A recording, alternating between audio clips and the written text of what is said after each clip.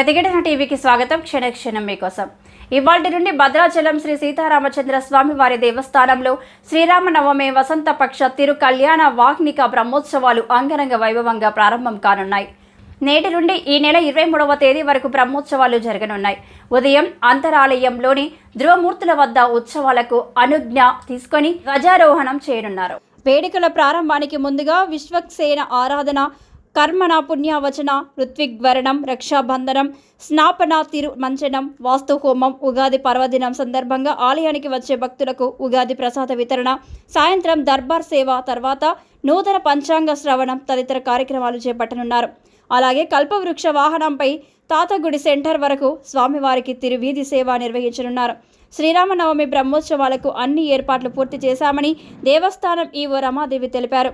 ఈ నెల 16వ తేదీన సాయంత్రం నేత్రపర్వంగా ఎదుర్కోలు ఉత్సవం, 17వ తేదీన శ్రీరామనవమి కళ్యాణ మహోత్సవం, 18వ తేదీన పట్టాభిషేక మహోత్సవం జరగనున్నాయి. బ్రహ్మోత్సవాల సందర్భంగా నిత్య కళ్యాణాలు రద్దు చేస్తున్నట్లు తెలిపారు.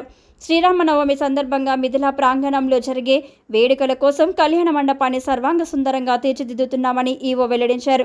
ప్రతి భక్తునికి స్వామివారి తలంబ్రాలు అందేలా ఈసారి 60 తలంబ్రాల కౌంటర్లు, స్వామివారి లడ్డూ ప్రసాదాన్ని భక్తులు కొనుగోలు చేసేందుకు 19 కౌంటర్లను ఏర్పాటు చేశామన్నారు. భక్తుల సౌకర్యార్థం కోసం 2.50 లక్షల లడ్డూలు, 5 లక్షల తలంబ్రాల ప్యాకెట్లను సిద్ధం చేశామని ఈవో రమాదేవి పేర్కొన్నారు.